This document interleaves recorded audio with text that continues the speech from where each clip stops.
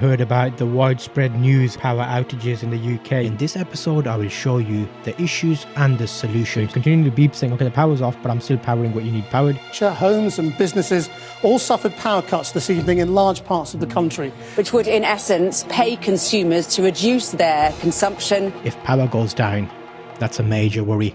Will my data get corrupted? There is a wider piece here around how this will affect people's lives, so me worrying about this is a first world problem. I'm going to speak to you about my power backup. This can cover a multitude of things in your house. I'm concentrating on my main issue, my data on my network attached storage device. If there's a power outage, will it affect my hard drives in my NAS?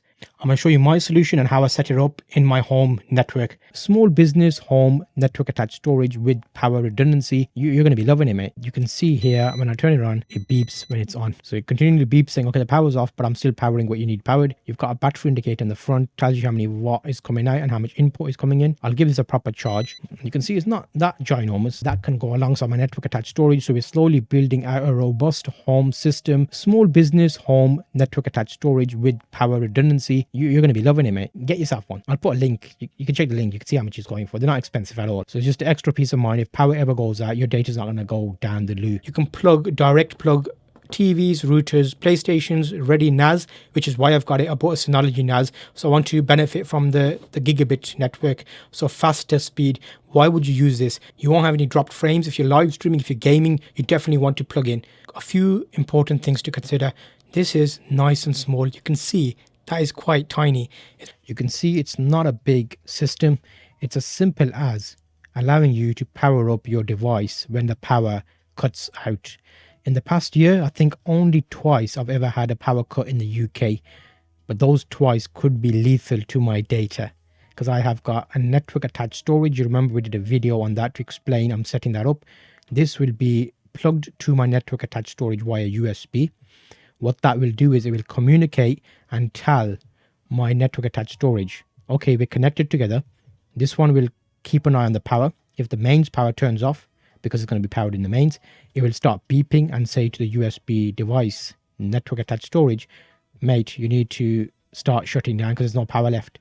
This has enough power to power that unit. It's 50 watt my watt W. My network attached storage, this one handles up to 230. So I've got enough leeway there to run it for at least 15 minutes, which is more than enough. The network attached storage can power down in about 2.5 minutes. If there's a short power outage, it should be fine. If it's a longer power outage, then it will basically power off and then power back on again. Plugs, you'll see here, they're not the standard plugs you would expect. These are going to be separate plugs. You can actually get adapters, which I got with this unit. It will continuously beep telling you there's no power. And you'll see here, this converts it into your typical PC ICE. I'll put it up on screen. So you've got 3 of those you can plug in. I won't need to plug 3. And I've got one input. You can see it's not that ginormous. As part of this video, I wanted to show you the actual setup and how I progressed. So you'll see I first put the UPS power in just to see it work. And you can see there's 2 numbers there, 1 in and 1 out. This is the old switch, which only had the 4 options, and I upgraded that to the 8 switch. This is a cupboard under the stairs, and I bought this new power well, you call it a power strip, which is basically an extension, and all of this needs to be adjusted. The TV feeds into this room, and I have a fish tank which is also powered, which is the filtration system, so I've plugged that here as well. I want to go through this setup and show you how and what I did. So you'll see the cables are all over the place at the moment. This is a look at the before. I will slowly position this in a way that works so it gets good flow. You can see I got a bigger desk here, which is basically a desktop. I put that in. I plugged all the system in just to give it a test. I've got the UPS power, I've got the network switch, I've got the fish, the TV aerial, everything is currently plugged in here, and this is just under the stairs. So this is being set up with the cabling being routed. I did all the cabling myself, so if you want to see a video about that, let me know. I created my own cables for the internet, so I put ends on the RJ45 cables to get the right length.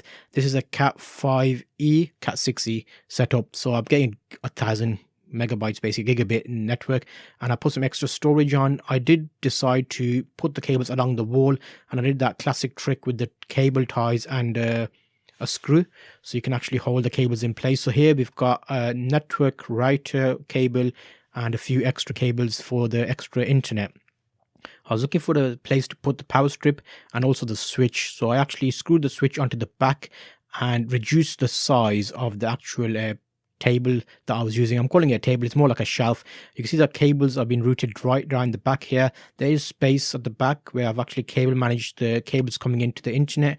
I've got 6 computers in the house, all desktops, laptops, and they all have a routed cable going to them, so I can experience fast computer usage for network editing wherever I want to do. I put some extra shelves in to put some extra storage in here, so all the computer technical stuff can stay here. If you want to see a detailed video about this, let me know. This is just a clip on my mobile phone. As I was doing it, I wanted to show you some footage, and you can see everything's managed here and it's working. So even if power goes down, my network attached storage will be powered, my internet switch will be powered, so I can still have about 15 minutes to power everything down safely. So we need to see this in practice. What does it look like? Let's do an actual test and imitate a power outage. How this will work, it will be your power will go out and this will carry on going. So here's my computer laptop connected to the Synology NAS. We're just going to go into power settings here, and the UPS, we're setting it up so it automatically comes on when the power goes off. We have plugged a USB cable from the power supply into the Synology NAS, and I'm setting it about 10 or 15 minutes where it will start putting it to safety mode. Here's the power coming off.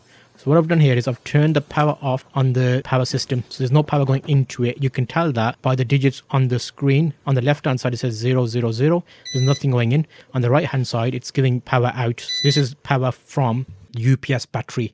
So it's currently, I've sped this up to save you waiting. I wanted to see how long will it last. I got up to like 45-50 minutes, and on the bottom you can see the battery power. There's 4 bars of battery on here, and over a space of every 30 minutes I tested it just to see how far down it went. And the first drop down was like 15 minutes, it dropped 1 bar. Then I looked at 30 minutes, it dropped 2 bars. Then it was 45 minutes, and then there was an extra bit of time there, so I can easily imagine this running for an hour. You can see the NAS is on because the lights are blinking on the NAS, so it is powered, and you can still connect to it. So it actually covers you for the Synology, so you can see I'm accessing it even though we've turned it off. And then what I did do was I turned the network off just to see what would happen. So those are both plugged into there to see what would happen. We're getting power to the network attached storage. You need to get a bigger one of these if you want to power more things. If you've got a desktop computer, it's all ampage, wattage, how much it handles. You can get a bigger version of these power supplies. Here you can see the battery has dropped down to 1 bar and the network attached storage was still powered. So I turned it back on to let it power itself back up, and by the next day it was fully charged up again. So the battery charged itself back up again. So it definitely works, and you can see here it powered mine for about 60 minutes, but that's just the NAS. Thank you for joining me on this video. I will link you to the previous video where I brought the network attached storage. Make sure to check that out, and I'll see you on the next episode of this home setup network video.